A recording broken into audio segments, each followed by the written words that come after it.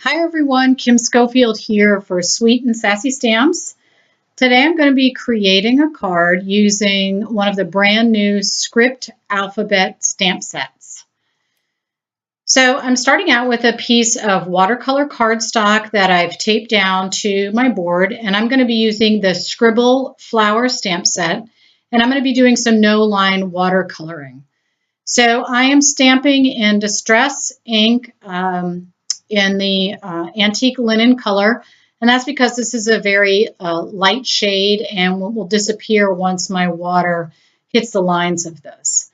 I cut out a few masks just from some scrap pieces of paper so that I could create some dimension between the flowers. So I have some flowers in the front and then also behind.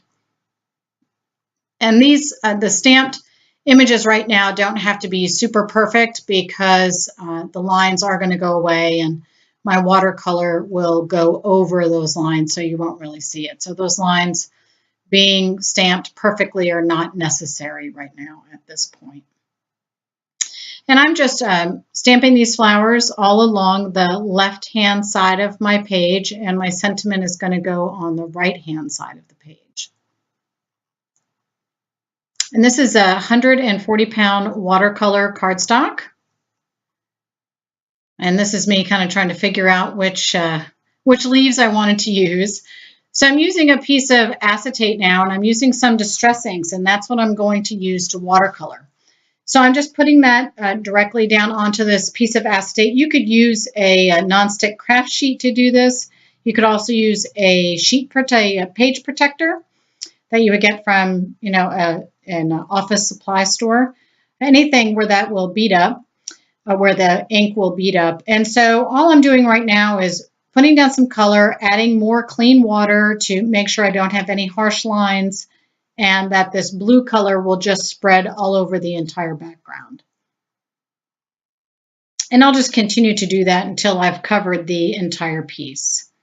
Now, before I go on to the next step, I want to make sure that I fully dry my background before I go on to adding any color to, you can see how easy this wipes up, before I add any color to the flowers. And the reason I'm doing that is if my background is wet, when I add the color to my flowers, I run the risk of my flower colors running into the background, and I don't want to do that. So I'm just using some oranges and yellows to paint my flowers. And the first step is really just to put down a base color. I'm not looking to do any shading at this point. I just want to select my basic colors and get those down, get all the flowers and the leaves colored. And it's okay if some of that blue got into the flower, because once I finish with the flowers, adding a lot of color, that blue will disappear and you won't see that anymore. So I'm adding a little bit more here because I want a little bit darker orange than that first color. And if you ever want to deepen the colors, you just want to use your heat tool to dry these colors in between. Then you can add a second layer or more shading, and it'll stay nice and rich.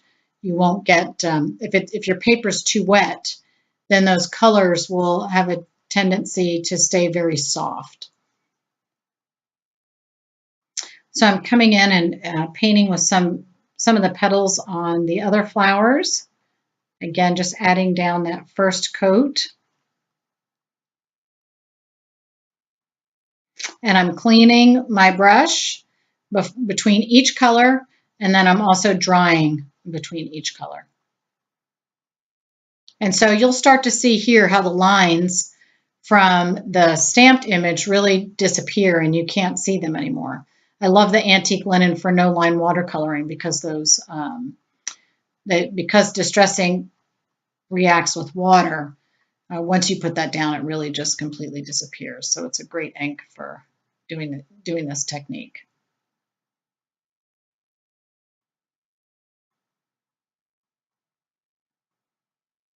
So now I have my first layer of color on all of the flowers, and now I'm going to add a little bit of shading. And now I'm using my water brush, and that's because this is a much more detailed tip. So you'll see that I put down a little bit of the darker color, scribble off all that color, and then I can go and fill in with the clean water and blend that darker color in to the rest of the flower.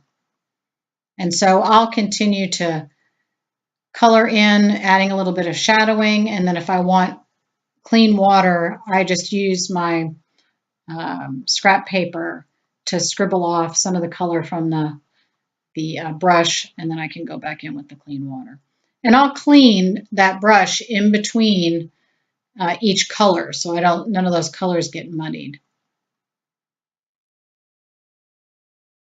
And the Distress inks work so great for watercoloring because they react so well when you hit it with water.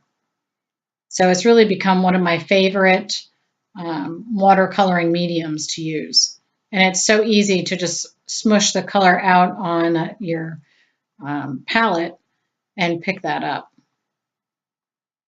And so I'm just continuing to add some shadowing. I'm putting in the stems with the leaves.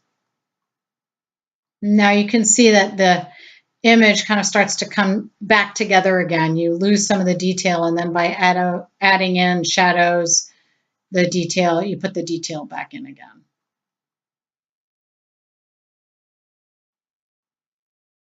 And you'll see a little bit later in the video, I'll actually use a pen to add a little bit more of the detail in as well. So I can go over with a darker shade and then come back with the clean water and blend all that back in again.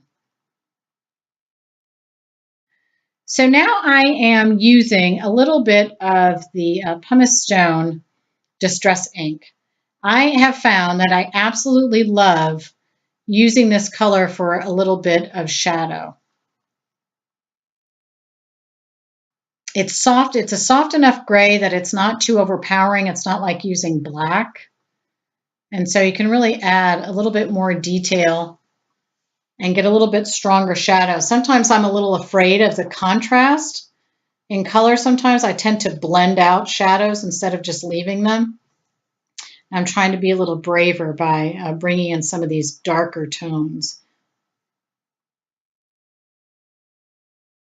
So now I've got everything colored the way I want, and I'm using a Copic multi-liner to just really put back in some of the design that was in the very center of the flower.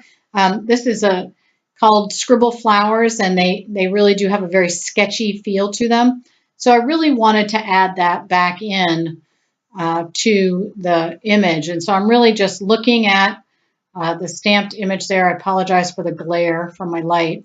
And I'm just following the lines that are there on the stamp. So now you can see I have that done. So now I'm going to get working on my sentiment. I have created a few lines, so I'll stamp straight. And I'm using an archival black ink. I had to move my line there. And so now, because I am stamping on the right-hand side of my paper, I need to spell my word backwards. Otherwise, I risk running out of room. So here's one of my favorite things about this stamp set. All of the letters fit together perfectly, so it looks like it's one word instead of individual letters. And they're super easy to line up. So you can see just how well that works. And I am going to go over my flowers, but that's okay. That's why I'm using a black ink. I realized afterwards that these letters were a little bit larger than I thought, but I really like the final look anyway. And now I'm continuing to work on my next word.